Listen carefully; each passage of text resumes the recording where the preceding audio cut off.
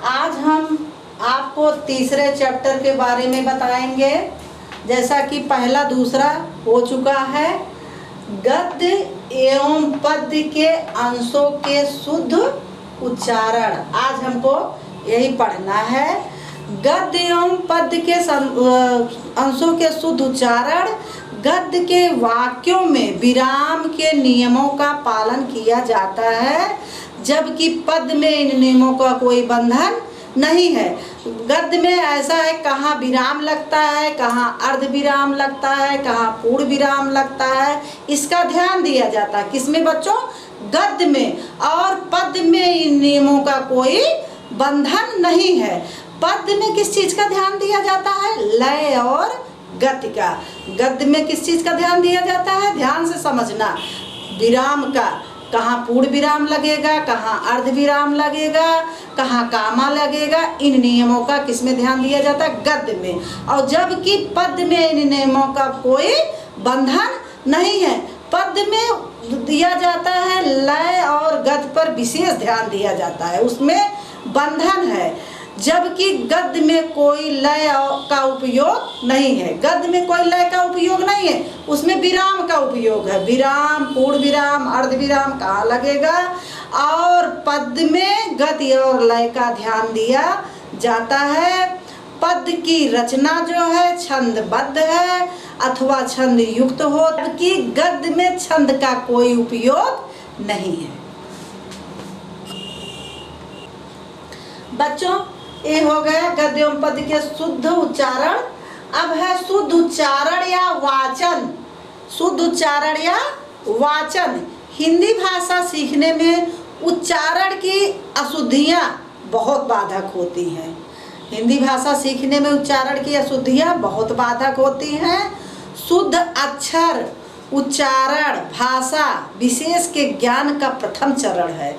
हमको इसका विशेष ध्यान देना चाहिए कि हमारे मुख से क्या शुद्ध निकल रहा है, क्या अशुद्ध निकल रहा है। मौखिक भाषा के उच्चारण का विशेष महत्व है।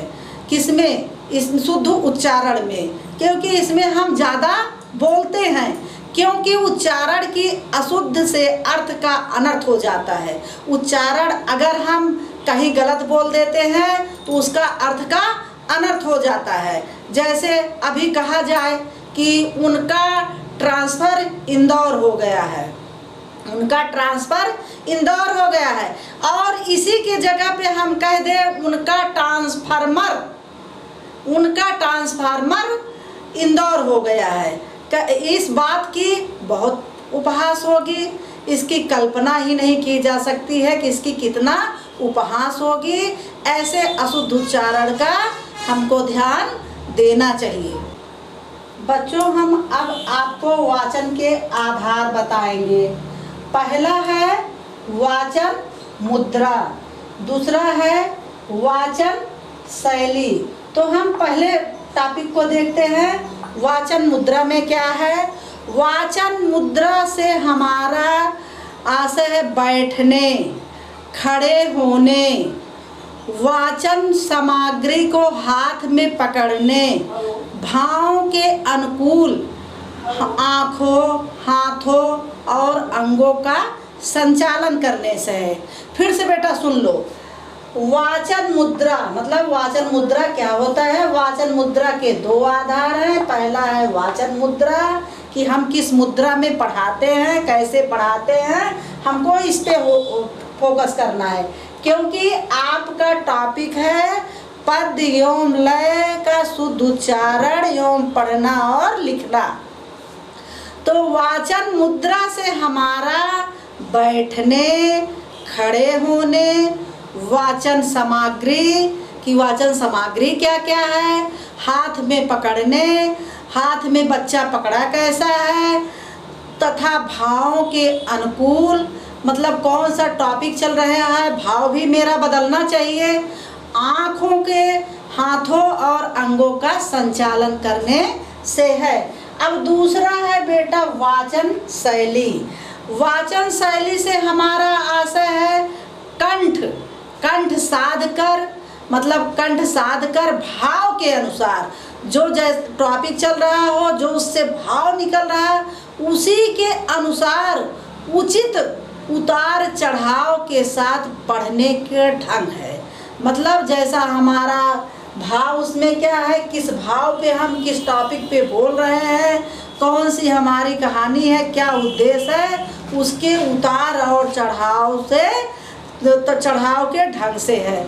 उचित वाचन मुद्रा के साथ, उचित वाचन मुद्रा के साथ जो व्यक्ति वाचन सामग्री को भाव के अनुसार पढ़ता है, श्रोता उसकी ओर आकृष्ट हो जाता है। जैसे कोई चीज़ हम भाव के साथ पढ़ते हैं और श्रोता को, सुनने वाले को हमारा लेक्चर अच्छा लगा तो उसकी ओर वो बरबस आकृष्ट हो जाता है, बरबस आकर्षित हो जाता है।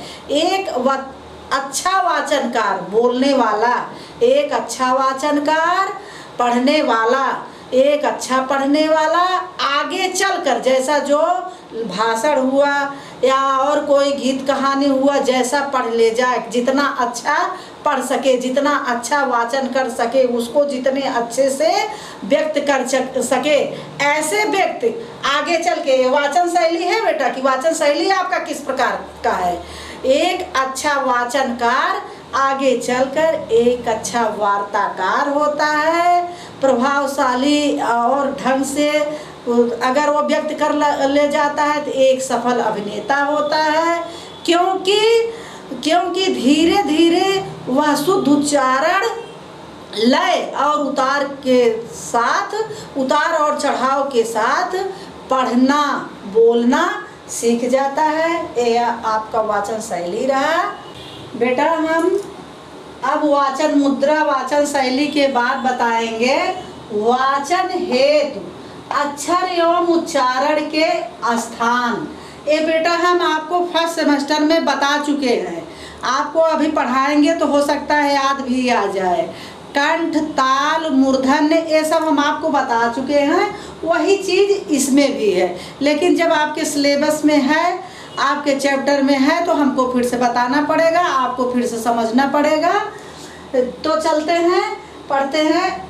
छोटा आ कौन सा स्वर है बेटा, इसको हम पहले बताए थे आपको, कौन सा स्वर है, मध्य स्वर है।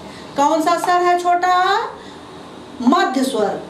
मुख विवर में जीभ का, किसके, मुख के अंदर, जैसे आपको हम बताते थे ना, प्रैक्टिकल कर करके बताते थे क्लास में, इसको कई बार हम बताए हैं। अब बच्चों को याद होगा, नोट्स उठा के अपना फर्स्ट सेमेस्टर का देखना, उसमें है मुख विवर में जीभ का ना अग्रभाग ऊपर उठे ना पश्च भाग ही।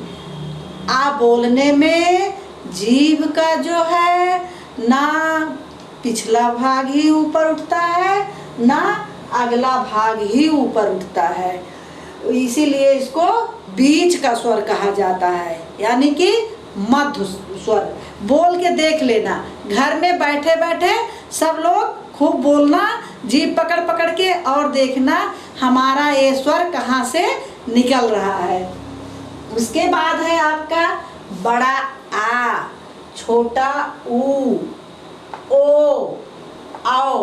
बेटा ये पश्च स्वर है, पश्च स्वर है, जीभ का पिछला भाग ऊपर उठता है। इसको जब आप लोग घर में बोलेंगे, देखेंगे, तभी समझ में आएगा कि जीभ का पिछला भाग जो है ऊपर उठता है। किस में उठता है बेटा, बड़ा आ में, छोटा ऊ में, ओ में, आओ में। उसको बोल के प्रैक्टिकल करके देखना, सब आपको समझ में आ जाएगा। ये बहुत आसान है।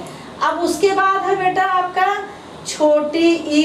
ये स्वरों के बारे में बताया जा रहा है, कहाँ से बोला जाता है, किस स्थान से हमारा स्वर निकलता है, ये स्वर के बारे में बता रहे हैं। अब क्या बचा आपका, छोटी ई बचा है, बड़ी ई है, और ए है, आए है। ए जो है इसमें अग्रभाग जो है, जीभ का अगला भाग ऊपर उठता है, जीभ का इसमें अगला भाग उठता है, और इसमें जो है पिछला भाग ऊपर उठता है, और इसमें जो है जीभ का अगला भाग ऊपर उठता है, और इसमें जो है पिछला भाग उठता है। किसमें पिछला भाग उठता है? आ में, उ में, ओ में, औ में। पश्च, इसको पश्च स्वर बोला जाता है क्योंकि इसमें जीभ का पिछला भाग ऊपर उठता है और ई में, ऐ में ए अग्रभाग, जीभ का अगला भाग ऊपर उठता है। इसको आप लोग बोल के देखना तो ज़्यादा समझ में आ जाएगा। बहुत ही आसान है। जब प्रैक्टिकल करेंगे अपने मुंह में उंगली लगा के देखना, अंदर लीवर के अंदर डालना, तब आपको समझ में आ जाएगा कौन सा स्वर कहाँ से बोला जाता है। इसको आप बेटा पढ़ चुके हैं, का वर्ग, चा वर्ग, टा वर्ग ना, ये आपको याद होगा। ता वर्ग ये सब आप पढ़ चुके हैं। ये आपका का वर्ग है, क, ख, ग, घ, अंगा। ये कहाँ से बोला जाता है? ये कंठ से बोला जाता है।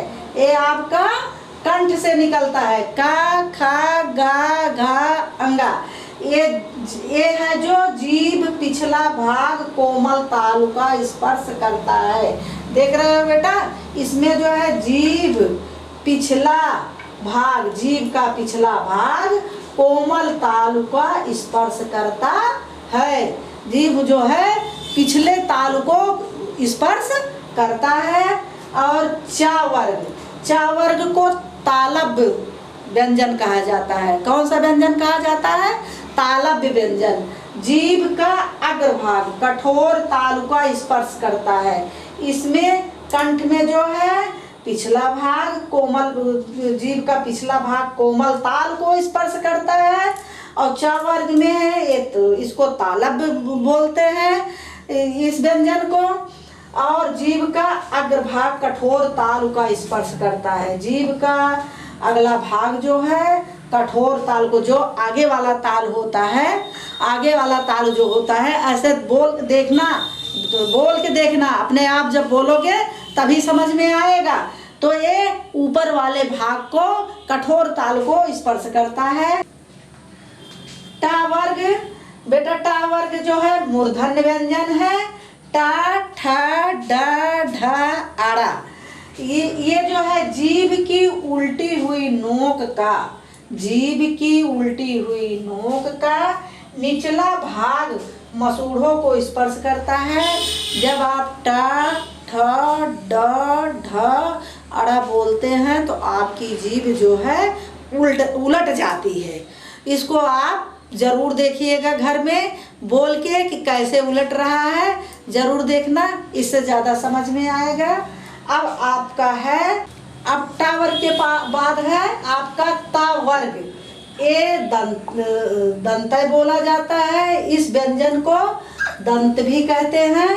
जैसे ता, था, दा, धा, ना, इसको क्या कहते हैं? दंत व्यंजन। ये दंत वर्ग व्यंजन भी कहा जाता है। ये जीभ की नोक ऊपरी भागों को स्पर्श करती है। ये ता वर्ग कहाँ स्पर्श करता है? पूरा ता, था, बोल के देखो बेटा, बोलो सब लोग और देखो बोल के कहाँ स्पर्श हो रहा है। ये दांत, जीभ आपका दांतों को छू रहा है। कहाँ छू रहा है? बोलो ता, था, बोलो दा, धा, ना। ये जो है आपकी जीभ जो है ऊपर दांतों को छू रहा है। जीभ की नोक ऊपरी, जीभ की नोक जो है ऊपरी भागों को स्पर्श करती है। कौन सा वर्ग है? ये ता वर्ग है। और इसको दंत भी बोला जाता है। ये दंत व्यंजन है ये, क्योंकि जीभ की नोक जो है आपके ऊपरी भाग को स्पर्श करती है।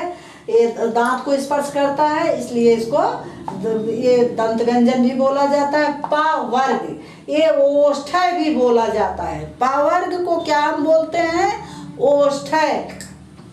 पा, फा, बा, भा, मा, इसको हम ओष्ठ्य भी बोलते हैं। जैसे अगर आपसे एग्जाम में पूछता है कि पा वर्ग कहाँ से बोला जाता है, तो आपको लिखना पड़ेगा ओष्ठ्य। ओठ सांस को रोकते हैं। बेटा बोल के देखो, पा आपके सांस को रोक ले रहा है, निकलने नहीं दे रहा है, क्योंकि हमारे आपके ऊपर के ओठ और नीचे के ओठ आपस में मिलते हैं, दोनों स्पर्श करते हैं, दोनों आलिंगन करते हैं, दोनों मिल जाते हैं, दोनों मिलके हमारे सांसों को रोक लेते हैं। इसको क्या हुआ, क्या बोला गया, ओष्ठ है, ओठ सांस को रोकते हैं। वा और फा, इसको क्या बोला जाता है, वा और फा को दंतोष्ठ है, क्योंकि ये जो है आपका जो है इसमें भी है और इसको दंतोष्ठ है, दांत और ओठ से बोला भी जाता है कि इसको वा और फा को ये दोनों से बोला जाता है, दांत और ओठ से। नीचे का ओठ ऊपर के दांतों को स्पर्श करता है केवल दो व्यंजन में, किसमें किसमें, वा और फा में को, ये दांत और ओठ से दोनों बोले जाते हैं।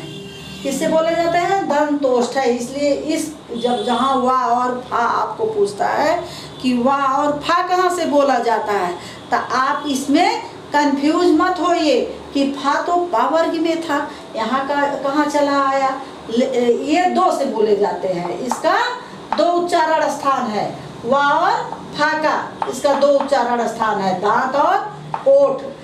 नीचे का ओठ ऊपर के दांतों को स्पर्श करता है, नीचे का ओठ जो है ऊपर के दांतों को स्पर्श करता है।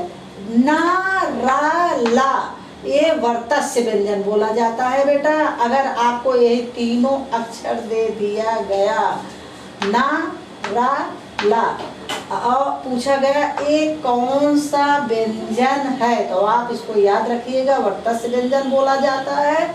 जीभ ऊपरी मसूड़ों को छूती है, जीभ जो है ऊपरी मसूड़ों को छूती है। ये आपका क्या हुआ, जब आप यही केवल तीन आपसे पूछा जाए, जब आपसे यही तीन पूछा जाए तो इसको आप ध्यान रखिएगा, आपको वर्तस्य व्यंजन बताना है। और वा और फा केवल पूछा जाए, जैसे ये है उसमें भी है और आपका इसमें भी है, ये दोनों जो है दंतोष्ठ हैं। वैसे ही जब ना रा ला पूछा जाए तो आप इसको वर्तस्य व्यंजन बताइएगा। जीभ ऊपरी मसूड़ों को छूती है। अब आपका हा है, हा जो है काकल्य वर्ण है, इसको आपको हम फर्स्ट सेमेस्टर में बताए थे कि हा कौन सा व्यंजन है, तो ये काकल्य वर्ण है। केवल अगर हा पूछ लेता है, ये बेटा आपको ये आपका उसमें भी पूछा गया है, टीटी में भी पूछा गया है, अब की बार नहीं, पिछले वाले में पूछा गया था हा कौन सा व्यंजन है, तो बहुत बच्चे नहीं लिख पाए थे। जिन बच्चों को जानकारी था वो सही जवाब दिए थे। एक काकल्य वर्ण है, केवल हा अगर आपसे पूछा गया कि कौन सा व्यंजन है तो इसको आप बेझिझक काकल्य वर्ण लिखिएगा कि काकल्य वर्ण है। ये सांस तीव्र वेग में स्वर यंत्र पर घर्षण करती है, ये घर्षण करके निकलता है, इसलिए इसको काकल्य वर्ण कहा गया। सांस तीव्र वेग में स्वर यंत्र पर घर्षण करती है, आपके स्वर यंत्र पर घर्षण करते हुए निकलती है। गरम गरम हवा निकलता है इसको बोलने से। सा सा हा, इसको अंतस्थ व्यंजन भी कहा गया है। अब अगर आपको आपका केवल का वर्ग में का खा गा घा अंगा है तो उसको कंठ वर्ग कहा जाता है ना, कंठ वर्ग कहा जाता है। लेकिन जब का खा गा केवल पूछता है, कहीं ऐसे भी पूछा जाता है, कंपटीशन में पूछा जाता है बेटा, हर कंपटीशन में हिंदी पूछी जाती है। हिंदी जो है सब में पूछा जाता है, हिंदी और साइकोलॉजी लगभग सब में पूछा जाता है, ये कंपलसरी होता है। अगर आपका पूछा गया का खा गा तो आप आपका ये जी कहाँ से निकलता है, इसका उच्चारण स्थान कैसे कहाँ से है, जीभ के मूल के पास से उच्चारित होता है। कहाँ से होता है, जीभ के मूल के पास से उच्चारित होता है, यानी कि कहाँ से, कंठ से निकलता है। बोल के देखो, का खा गा। अब आपका है अब आपका है ईमड़नम, ये अनुनासिक होता है, वायु नासिका पथ से निकलती है, वायु नासिका के रास्ते से निकलती है, इसे अनुनासिक कहा जाता है। इसमें अंगा है, इया है, आड़ा है, ना है और माँ है। इसका ध्यान रखना बेटा। जय हिंद।